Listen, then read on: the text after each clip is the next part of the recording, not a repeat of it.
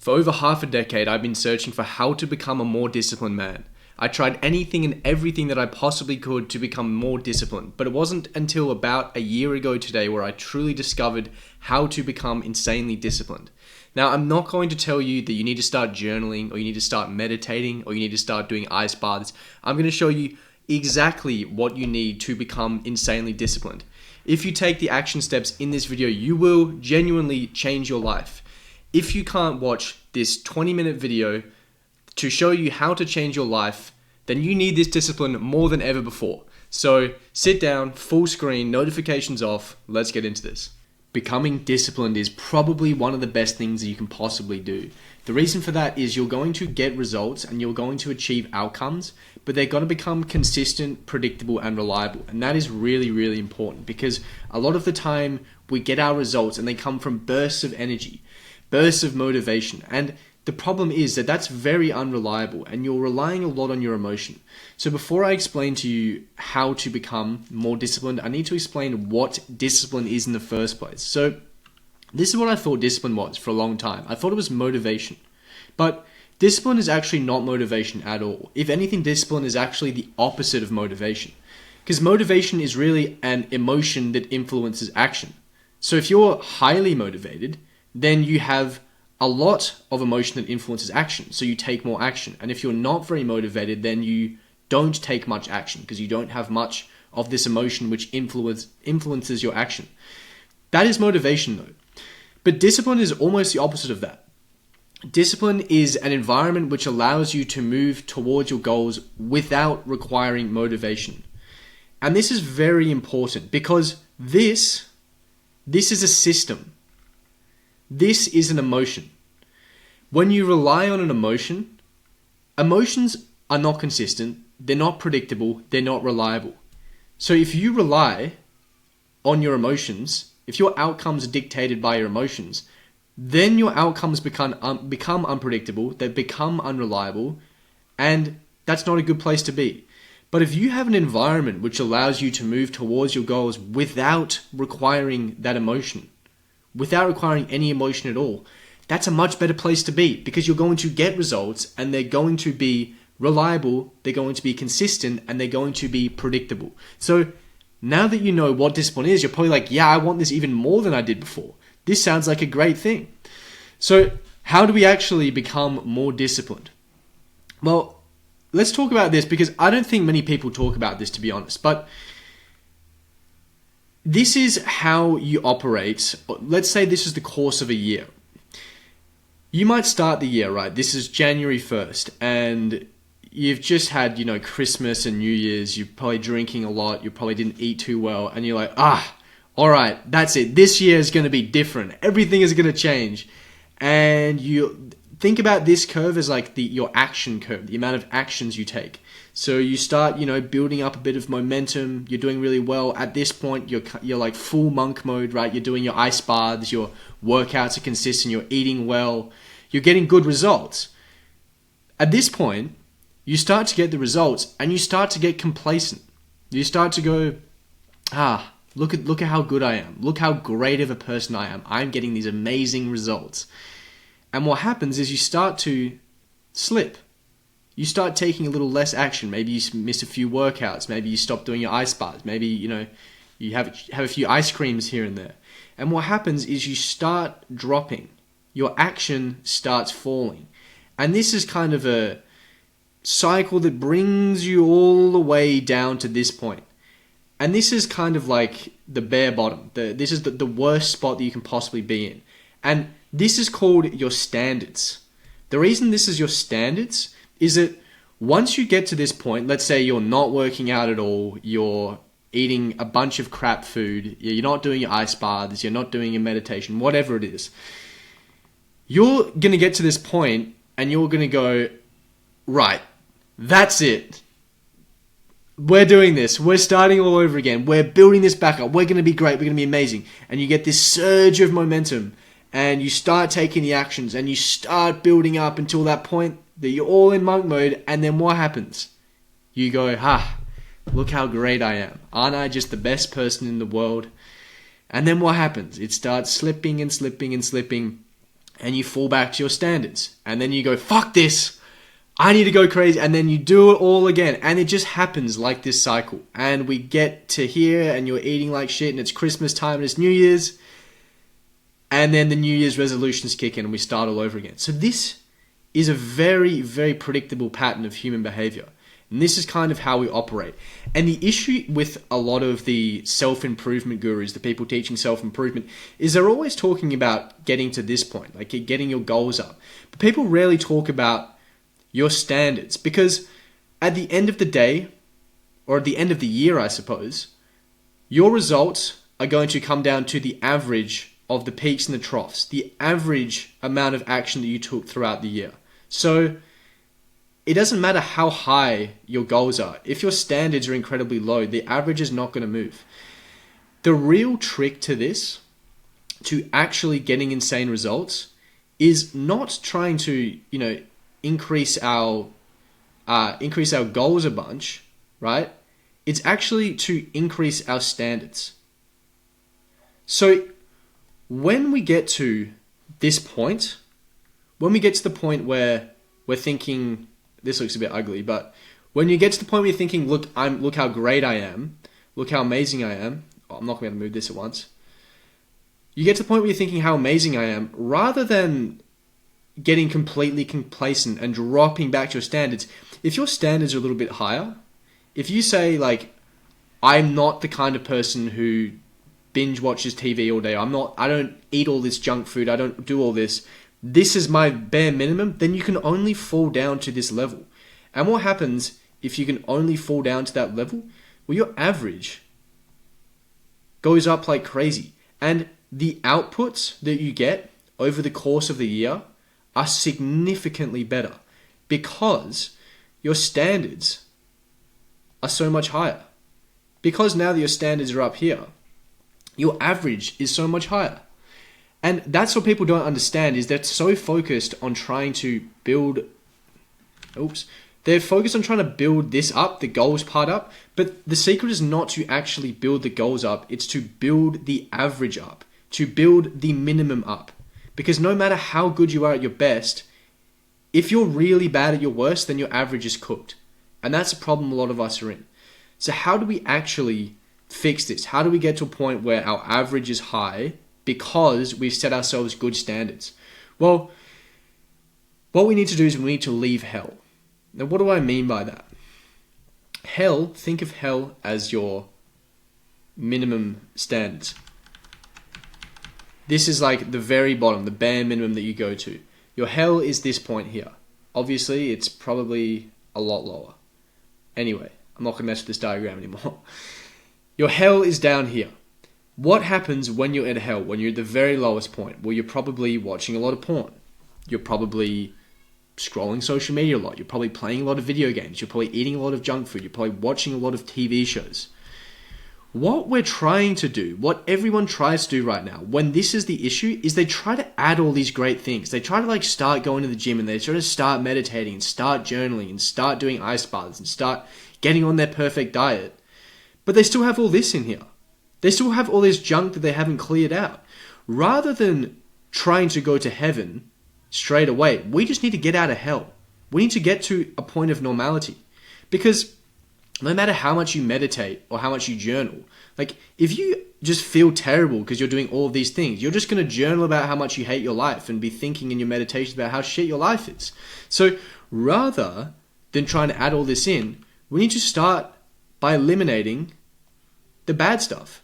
Because now that we've got rid of all of this, and we've got rid of it properly, we're now at a point where we can start saying, okay, I'm back to normality. Now I can add. Now I can go to heaven.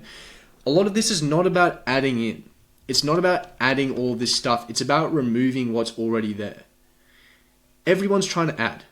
Everyone's trying to add all these things. How do I get the perfect morning routine? How do I, what is the optimal this? What's the optimal that? It's the optimal is to get rid of all of the garbage in your life to start with. Before we try to optimize, we need to get rid of what's not working, right? It's like stepping over $100 bills to pick up pennies.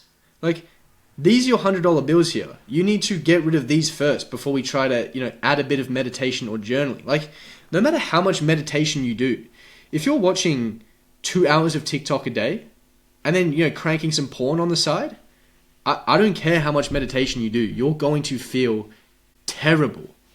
And that's going to reflect in your journaling, which is probably not going to be good for your mental health either. So what we need to do is we need to remove these things. We need to remove them for good, right? This isn't like some temporary thing. It gets to a point where you remove these things and you don't say to yourself, look how amazing I am, look how great I am. You say, okay, this is my new normal. This is my new standard. I do not fall below this point. Because if you don't fall below that point, then your standards, not your goals, are significantly higher. And that is going to crank up your average, and that is where the results are made. The results aren't made in adding 50 different things to get your optimized routine. It's about removing the crap and then saying, this is my normal. This isn't amazing. This is just what it should be. This is how I should be operating. And if I cannot operate below this. This is my standard. This is my bare minimum. We don't go any worse than this. And once this is our bare minimum, once that is out of our life and it's just normal or heaven, much better place to be in. Because once you don't have this stuff, then we can add, right? Then you can start going to the gym. Then you can start meditating. Then you can start journaling, doing your ice baths, getting the perfect diet. But we can't tackle any of this before we fixed the root cause, the root problems, right? Treat the root cause, not the symptoms. We need to fix this first before we try and do anything else after that. So let's talk about our environments, because being disciplined is about creating an environment that facilitates you taking the right actions to lead to your results. So at the end of the day, this is what we want. We want results. We want outcomes, right? If you're trying to build a business, maybe you're trying to get to $10,000 a month. That is a result. Or you're trying to, get in better shape. You're trying to get to 10% body fat. That is a result. How do you actually get to that result? Well, you need to take actions, right? If I didn't change my actions, but I really wanted this result, nothing is going to change. But if I want to get leaner, if I want to lose body fat, and I start eating better and I start working out more, or, if I want to get to $10,000 a month and I start reaching out to more people, I start, posting more content, sure, I'm taking actions to move me towards my results. But the actions we take are going to be determined by the beliefs that we have. So no matter how many actions you take, if the actions are based on limiting beliefs or beliefs that aren't necessarily serving you and moving you towards your goals, then you're probably not going to hit your results. For example, if you believed, if I eat 5,000 calories a day, but I walk after every meal, I can magically burn 4,000 of those and I'm going to get to 10% body fat. That is a belief that you hold. And because of that belief, you eat 5,000 calories a day and you walk after every meal. I know it's a ridiculous scenario, but play it out. You're going to be fat. You're probably going to be fatter than you were at the start. You're not going to get the result you want. So having the right beliefs is incredibly important, because these beliefs are going to dictate the actions you take, and they're going to dictate the results you get. But where do these beliefs actually come from? They come from your stimulus. They come from your environment. So fundamentally, if you have the wrong environment, then the wrong environment is going to create the wrong beliefs, and the wrong beliefs are going to create the wrong actions, and the wrong actions are going to create the wrong results. At a very, very basic level, like let's say that you grew up on the streets of Compton, right? I don't know a whole lot about this American culture, but let's say like you grew up in a bad area, like there was a lot of violence, a lot of crime going on. You grew up in that environment. As a result of growing up in that environment, it shaped the beliefs you hold. You thought the only way for me to actually survive is to rob people or to hurt people, whatever. Because of those beliefs that you hold, they influence the actions you took. You started robbing people. You started hurting people. And as a consequence of those actions, you maybe end up in jail. All of this, these results you achieved, all stem from the environment that you have. At the end of the day, all of this came from the environment that you had. And the environment you had trickled down, it affected the beliefs that you had. Those beliefs affected your actions, and those actions affected our results. So clearly, our environment is a very, very important factor. It plays a huge role in the outcomes, in the results that we get. And the environment really is discipline. You could replace the word environment for discipline. It is the environment that you have, right? So it is incredibly important. When you think about the environment you're creating, think, does this increase the chance that I will achieve my results? It is a very good frame of thinking about things because it will, in a very real way, increase the likelihood of you hitting your goals. Think about your environment like this. The environment that you create sits on 3 pillars. You have your physical environment, you have your digital environment, and you have your social environment. Let's say you have a really good physical environment and you have a really good digital environment, but your social environment is terrible. As a result, boom, your environment is going to be terrible as a consequence. You need all of these things working for you in order to achieve a proper environment. So what do I mean by physical, digital, and social environments? So if we look at your physical environment, is your physical environment increasing the chance that you will achieve your goals? If you are trying to lose weight, would you want to put a jar of cookies next to you on the desk while you work? No, that would be a bad physical environment because that would decrease the likelihood of you achieving your goals. Let's say you wanted to lose weight, but you had a bunch of, meal prep ready for you to go, a bunch of healthy food in the fridge waiting for you. That is probably a good physical environment. That would probably increase your chances of success. That would probably be a good thing. So you need to make sure that your physical environment is in check. Then you have your digital environment. Is your digital environment increasing the chance that you will achieve your goals? So when I look at someone's home screen on their phone, it can tell you a lot about someone. If you have like the full color on your phone, you have all these apps here, like you have Candy Crush on your home screen, and you have TikTok on your home screen, and you have Instagram, and you have everything visual right there in your digital environment. Is having all of that there, all of that visual, going to increase or decrease the chance of you achieving your goals? Probably going to decrease the chance of you having your goals. However, if you had your phone set in black and white, if you remove all distracting apps from your phone, if you turned off all notifications except for the ones that are important or moving you towards your goals, would you be more or less likely to move towards your goals? Would this facilitate you moving towards your goals? Yes, it probably would. It would be a good digital environment. So cool, we have an environment, we have a digital environment that's moving us towards our goals. Then have a look at your social environment. Like, who are you surrounding yourself with? If you're trying to grow, let's say you're trying to grow a business, you're trying to get to $10,000 a month, or you're trying to achieve financial freedom. Would you say that surrounding yourself with a bunch of people that have already done this would increase the likelihood of success? Well, probably.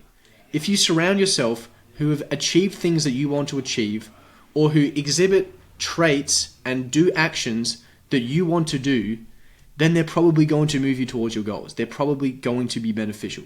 So having a proper environment, having a good environment is one of the biggest things that you can possibly do. So we need to make sure that we have these 3 pillars in place, because no matter how good your physical environment is, no matter how good your digital environment is, if you're trying to quit watching TikTok and all of your friends watch TikTok and all of your friends send you TikToks and all they talk about is TikTok, you're probably going to struggle to quit TikTok. We want all of these pillars working together, because if all of these pillars are working with you and not against you, if you've got an incredible physical environment, if you've got an incredible digital environment, if you have an incredible social environment, you will have an incredible environment. And if you have an incredible environment, this will affect the beliefs that you have, it'll affect the actions that you take, and it will affect the results you get. Remember, this is how you should be thinking about everything in your environment. Does this increase the chance that I will achieve my goals? You honestly need to think about this for almost everything. Like every time you even open an app on your phone, think like, does this increase the chance that I will achieve my goals? If the answer is no, then maybe you shouldn't have it. Like, you could be really ruthless with this. You could be thinking about friendships you have, right? Does this friendship or does this relationship increase the chance that I hit my goals? Probably something worth thinking about, because if you have relationships in your life that are holding you back, that are creating a poor environment that does not facilitate your growth and your results, if you have a digital environment that is distracting you, that is not allowing you to move you towards your goals, then that is going to hold you back. And if you have a physical environment that is pulling you away, that's distracting you, that is tempting you to do things that you don't want to do, then that is going to hinder your ability to get the results. So when we think about becoming disciplined, it is all about environment. It is all about how can we create an environment that makes it the most likely for us to achieve our results and makes it as hard as possible for us to do anything but move towards our goals. So that is how you can become more disciplined. If you like the video, please like, please subscribe. I love you to bits. I'll see you in the next one.